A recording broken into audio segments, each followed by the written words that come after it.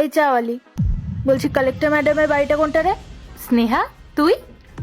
পূজা, তুই এই দোকানে কি করছিস? ও আচ্ছা, এখন চা বিক্রি করিস নাকি? না না স্নেহা, তুই ভুল ভাবছিস, এটা আমার দোকান না। আচ্ছা, তাহলে কার দোকান এটা? ও, তোর হাজবেন্ড নিশ্চয়ই খুলেছে এই দোকানটা। তা তুই বিয়ে করে নিলি, তাও আবার চাওয়ালার সাথে? জানো রনিত, ওনা আমাকে কলেজ লাইফ থেকেই পছন্দ করতো, এমনকি আমাকে বিয়েও করতে চাইতো, আর ভাবতো আমি ওনাকে ওকে বিয়ে করব। আমার খেয়ে দেয়ে কাজ নেই, আমি ওকে বিয়ে করে যেন লাইফটা নষ্ট করব। আর পূজা, আমি তো তোকে অনেকবার বলেছিলাম যে ওকে বিয়ে করে নিজের লাইফটা নষ্ট করিস না, কিন্তু তুই তো আমার কথা শুনলি না, তাই তোর আজ এই অবস্থা। জানো রনিত, পূজা না কালেক্টর হতে চেয়েছিল, আর এখন দেখো এই ফালতু ছেলেটা পাল্লায় পড়ে ওকে এখন চায়ের দোকান চালাতে হচ্ছে। ঠিক এই কারণে আমি ওকে বিয়ে করতে চাইনি, কারণ আমি জানতাম যে ওকে বিয়ে করলে আমার লাইফটা পুরো নষ্ট হয়ে যাবে। দেখ স্নেহা, আমি যেই পরিস্থিতিতেই থাকি না কেন, আমি আমার লাইফে অনেক হ্যাপি আছি। কি তুমি হ্যাপি আছো? এই গরিব লোকেরা না এরকমই হয়, চলতে পারে না ঠিক করে, এমন ভাব দেখা যেন খুব হ্যাপি আছে। নিজেই নিজের জীবনটাকে বরবাদ করে দিলে এই ছেলেটাকে বিয়ে করে। রনিত ছাড়ো, ওকে এসব বলে লাভ নেই, ও প্রথম থেকে এরকম বোকা। দেখ স্নেহা, তুই কিন্তু এবার অনেক বাড়াবাড়ি করছিস। আমি খুব ভালো মতো জানি তুই আমার হাজবেন্ডের সাথে কতটা খারাপ ব্যবহার করেছিস। আমি কিন্তু আমার হাজবেন্ডের অপমান এইভাবে সহ্য করতে পারবো না। আরে চিল পূজা, আমাদের উপর রাগ দেখাচ্ছিস কেন? যদি রাগ দেখাতেই হয় তাহলে নিজের হাজবেন্ডের উপর দেখা। থ্যাংক গড আমি বেঁচে গেছি। আমি যদি তোর জায়গায় ওকে বিয়ে করতাম না, তাহলে হয়তো আজ আমাকেও চা বিক্রি করতে হতো। স্নেহা, আর একটাও বাজে কথা বলবি না।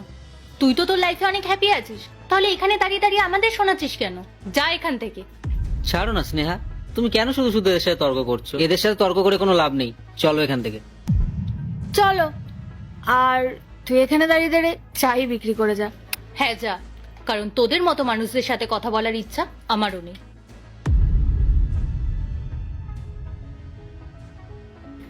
ইন্দ্র, তুমি প্লিজ ওদের কথা কিছু মনে করো না।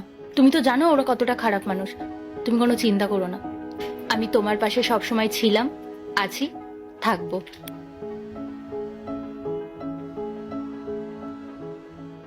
ম্যাডাম, আমার এই দোকানটা সামলানোর জন্য আপনাকে অনেক অনেক ধন্যবাদ। কোনো ব্যাপার না দাদা, কিন্তু আপনার এত লেট হলো কেন? ম্যাডাম, আসলে আমার বাবার শরীরটা না বড্ড খারাপ, তাই ওনার ওষুধ আনতে গিয়ে দেরি হয়ে গেল, ক্ষমা করবেন ম্যাডাম।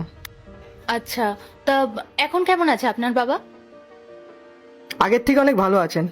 ম্যাডাম, আপনাকে একটা কথা জিজ্ঞেস করব? হ্যাঁ বলুন। ম্যাডাম, আপনি এই শহরে কালেক্টর হবার পরেও আমার এই দোকানটা সামলাচ্ছিলেন কেন? দেখুন দাদা, আমি একজন পাবলিক সার্ভেন্ট। আপনার কিছু এমার্জেন্সি ছিল, তাই আমি চেষ্টা করেছি আপনাকে সাহায্য করার। এটাই তো আমার কাজ বলুন, মানুষের বিপদে তার পাশে দাঁড়ানোর। আর আমার কাছে কোনো কাজই ছোট হয় না। ম্যাডাম, ভগবান আপনাকে অনেক অনেক ভালো রাখুক, আর আপনি অনেক বড় হন। ঠিক আছে দাদা, আমরা তাহলে এখন আসি। আচ্ছা ম্যাডাম।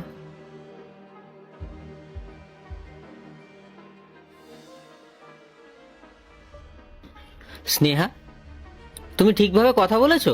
কালেক্টর ম্যাডাম আমাদের কথা শুনবেন তো? আরে হ্যাঁ রনি, তুমি এত চিন্তা করো না। কালেক্টর ম্যাডাম আমাদের কথা শুনবে না কেন? তুমি তো জানো কালেক্টর ম্যাডামের যে পিএ আছে তার সাথে আমার খুব ভালো সম্পর্ক আছে। আমি তাকে কিছু টাকা দিয়ে এসেছি, তো কাজটা ঠিকই হয়ে যাবে, তুমি চিন্তা করো না। স্নেহা, কোটি টাকার প্রজেক্ট, কিন্তু যদি কোনো সমস্যা হয় তাহলে কিন্তু আমরা পথে বসে পড়বো। আমি শুধু সেটা ভেবেই ভয় পাচ্ছি। আরে কিছু হবে না, প্রয়োজনে কালেক্টরকেও যদি কিছু দিতে হয় তাহলে আমরা দেবো। আমার না খুব টেনশন হচ্ছে, যেভাবে হোক ওনাকে রাজি করাতে হবে। তুমি এত চিন্তা করো না রনিত, আমি যখন একবার বলেছি যে কাজটা হয়ে যাবে তাহলে হয়ে যাবে। ঠিক আছে চলো।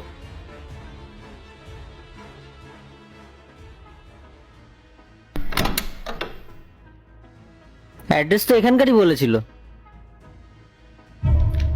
পূজা, তুই এখানে? ও আচ্ছা, তোর বর চা বিক্রি করে আর তুই এখানে ঝিয়ের কাজ করিস, তাই না?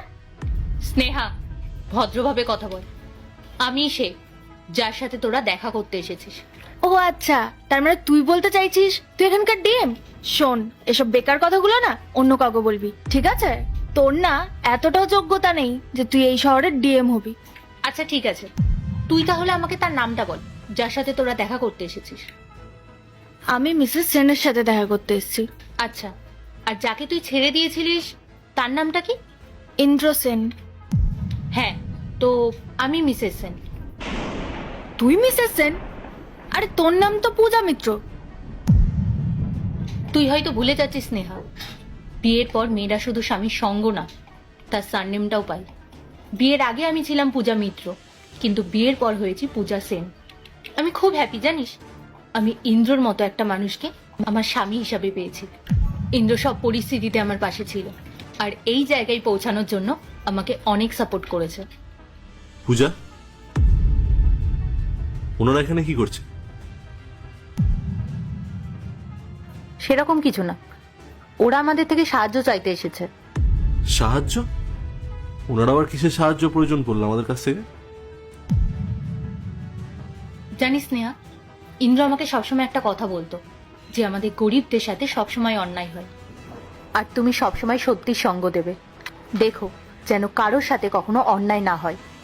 আর আমি তোদের থেকে কোনো বদলা নিচ্ছি না, তোদেরকে নিয়ে আমার কোনো প্রবলেমও নেই, কিন্তু বিষয়টা এটাই যে তোরা অনেক ভুল কাজ করছিস, তাই আমরা তোদেরকে কোনোভাবেই সাহায্য করতে পারবো না। আপনারা যে জায়গাটার জন্য কথা বলতে এসেছেন, সেই জায়গাটা স্কুলের জন্য বরাদ্দ করা হয়েছে। আর একটা স্কুলের ওপর অনেক ছোট ছোট শিশুর ভবিষ্যৎ নির্ভর করে। এরপরও যদি আপনারা ওখানে বেআইনি কাজ করেন, তাহলে আমি পূজাকে বলবো আপনাদের বিরুদ্ধে প্রমাণ জোগাড় করতে। তারপরেও সারা জীবন আপনাদেরকে দিয়ে জেলের ঘানি টানাবে। যাই হোক, এটা দেখে খুব ভালো লাগছে, যারা কিছুক্ষণ আগে আমাদেরকে দেখে উপহাস করছিল, তারা এখন আমাদের সামনে মাথা নিচু করে দাঁড়িয়ে আছে। আর এটা আমি অহংকার থেকে বলছি না, এটাই চরম সত্য। যে অন্যদেরকে অপমান বা কষ্ট দেয়, তাকে তার ফল ভোগ করতেই হয়। তুমি জানো, পূজা সবসময় আমার পাশে ছিল। আর তুমি কি করেছিলে? তুমি আমাকে ছেড়ে চলে গেছিলে। সেদিন যদি তুমি আমার পাশে থাকতে না স্নেহা, তাহলে আজ তোমাকে আমি সাহায্য করার কথা ভাবতাম। কিন্তু এখন তো সাহায্য করা তো দূরের কথা, কিন্তু এখন আমি পূজাকে বলে তোমাদের বিরুদ্ধে প্রমাণ জোগাড় করার ব্যবস্থা করাবো। প্লিজ ইন্দ্র, এরকম করো না। তুমি তো আমাদের অনেকদিন ধরেই চেনো, আমাদের অনেক বড় ক্ষতি হয়ে যাবে। প্লিজ আমাদের সাহায্য করো। বেআইনি কাজে আমরা তোমাদেরকে সাহায্য করব, এটা তুমি ভাবতে পারলে কি করে? আমরা তোমায় কোনো রকমই সাহায্য করব না। এখন তোমরা আসতে পারো।